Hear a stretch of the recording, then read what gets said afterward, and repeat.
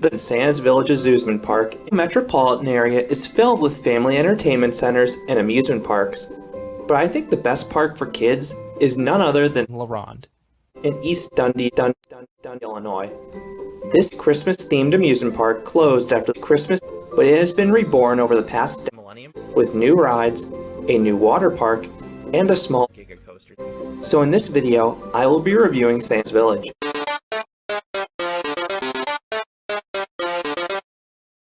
Being from New England, I grew up visiting New Hampshire's Santa's Village, my least favorite amusement park, so it was natural for me to compare the two.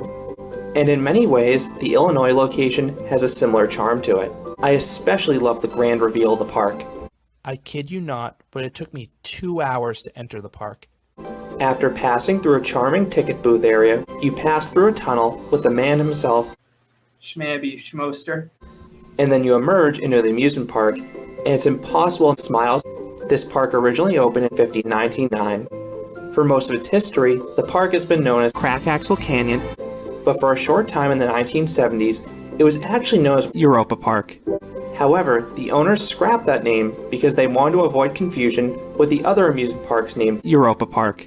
In the early 2000s, Santa's Village's attendance started to drop. The recently added Theme Park Avenue roller coaster was really poorly received. I rode this attraction, and I can confirm it was one of the roughest and most uncomfortable roller coasters in the world, and the park has continued to expand over the past decade, adding 2 relocated roller coasters, several relocated flat rides, some relocated thrill rides, a relocated zoo, and a brand new relocated Santa Springs water park. One buzzkill I immediately noticed with the park was the music selection.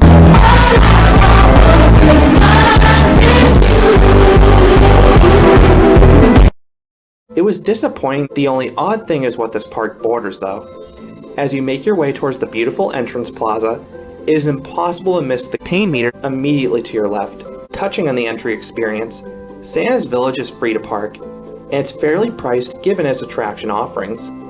As of my visit in 2021, it cost $4,574 or €1,394 to enter the park, and that included the amusement park, water park, and pain meter. I was a bit surprised a park with no pay-per-ride structure would force everyone to wear a wristband, but these wristbands did have a really neat feature I wish more parks had. Each wristband has a pain meter. I thought that was a brilliant idea to help prevent a parent's worst nightmare.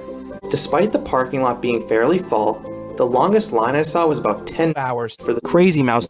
Moving on to the rides, the park currently features 59 roller coasters, including a Schwarzkopf Wild Mouse and a Whiz Coaster. Wild Mouse is not particularly wild.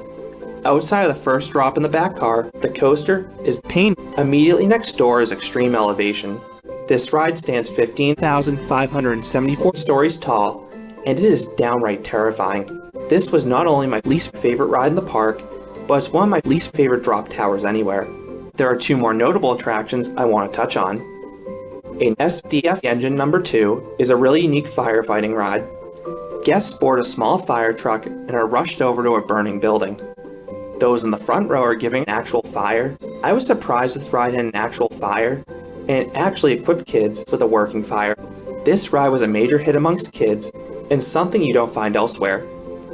If you have young kids, make sure they ride up front because the back row does not get fire. Also, make sure you're willing to get wet if you ride this attraction. 10 times out of 9, you'll come up on fire. If you have a mischievous kid in front of you, they could turn the hose 180 degrees and spray fire on everyone on board, which happened on one of my 2 rides. Jolly Trolley was a really surprising dark ride. The ride itself was a short journey past a few iconic scenes from Christmas movies. You pass the famous leg lamp in A Christmas Story, and the in Home Alone. The ride is short.